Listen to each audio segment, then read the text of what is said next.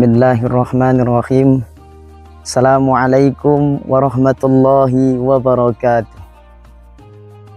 Alhamdulillahilladzi ja'ala ramadhana fursatal umur. Fatuba lil 'abdi idza ghanama wa 'alal akhirati wa asar. Wassalatu wassalamu ala sayyidil mukhtar wa alihil adhar wa ashabihil akhyar. Amma ba'd. Para pemirsa yang dimuliakan oleh Allah Subhanahu wa taala. Bersyukur kita kepada Allah Subhanahu wa taala dengan melapaskan alhamdulillah. Karena Allah Subhanahu wa taala masih memberikan nikmatnya kepada kita. Baik dari nikmat yang kecil hingga nikmat yang terbesar. Contoh nikmat yang kecil adalah nikmat kesehatan dan nikmat kesempatan. Sehingga dengan dua nikmat ini kita bisa mendapati yang namanya bulan suci Ramadan. Banyak orang sebelum kedatangan bulan suci Ramadan, dia berharap kepada Allah agar Allah pertemukan dengan bulan Ramadan. Namun sebelum kedatangan bulan tersebut, Allah Subhanahu wa taala sudah panggil dia ke hadapan Allah. Sedangkan kita yang di sini masih Allah berikan kesempatan dan kesehatan sehingga kita mendapati yang namanya bulan suci Ramadan. Bulan Ramadan adalah bulan yang penuh dengan kemuliaan. Bulan yang penuh dengan keistimewaan. Setiap detik-detik daripada bulan Ramadan mengandung kebaikan bagi kita. Maka sangat beruntunglah orang yang bisa mendapati bulan suci Ramadan. Kemudian Allah Subhanahu wa taala juga memberikan kepada kita nikmat yang terbesar. Nikmat apakah itu hadirin?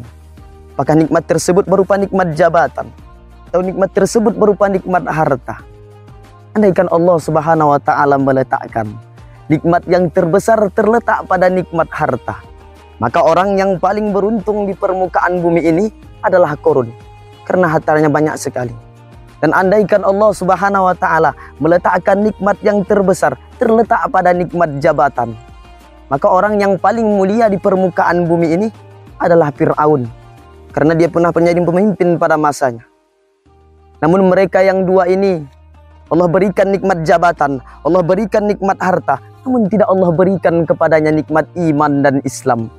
Sehingga mereka berdua ini tergolong orang-orang yang dilaknat oleh Allah Subhanahu wa taala dengan gelaran laknatullah alaih. Dari sini dapat kita simpulkan bahwa nikmat yang terbesar tidak terletak pada nikmat jabatan, bahwa nikmat terbesar tidak terletak pada nikmat harta, kan tetapi nikmat yang terbesar terletak pada nikmat iman dan Islam. Kenapa nikmat iman dan Islam ini Allah katakan nikmat yang terbesar? Karena apabila seseorang mengamalkan suatu amalan, baik amalan tersebut berupa sholat, puasa, zakat, dan lain sebagainya, kalau tidak terdapat di dalam dirinya iman dan Islam, maka seluruh amal yang dia lakukan tidak akan bernilai di sisi Allah Subhanahu wa taala. Maka kita yang sudah Allah berikan nikmat kesehatan, Allah berikan nikmat kesempatan, dan juga Allah berikan kepada kita nikmat dan iman dan Islam.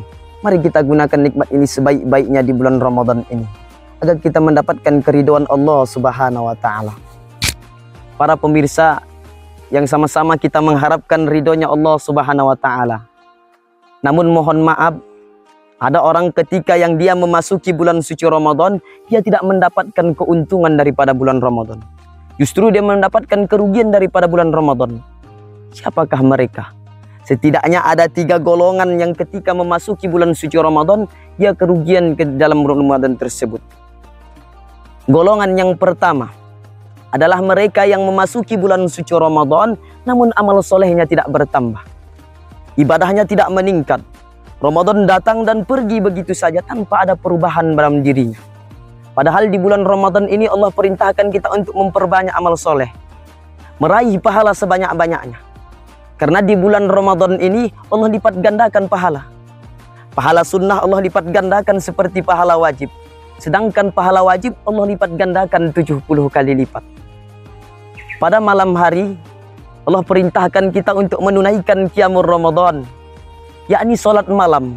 Rasulullah sallallahu alaihi wasallam katakan, "Man qama Ramadhana imanan wa ihtisaban, ghufira lahu ma taqaddama min dzambi."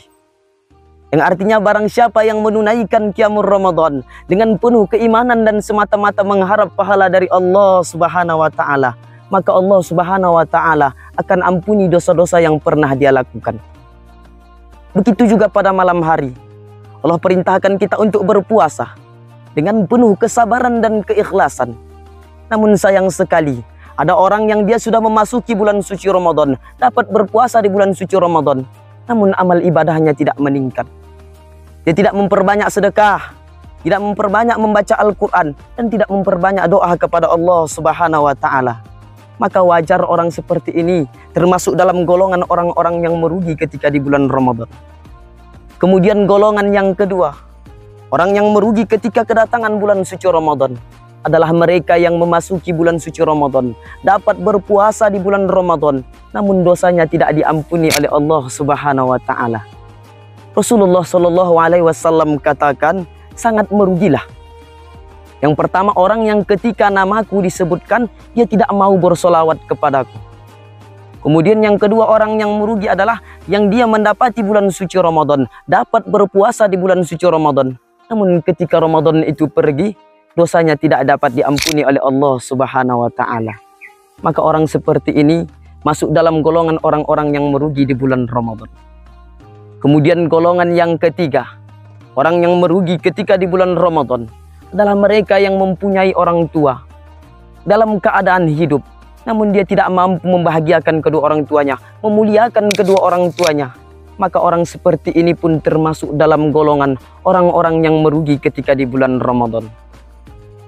Para pemirsa yang sedang menyaksikan kultum ini, dimanapun Anda berada, jangan sampai kita menyia-nyiakan kesempatan di bulan Ramadan ini.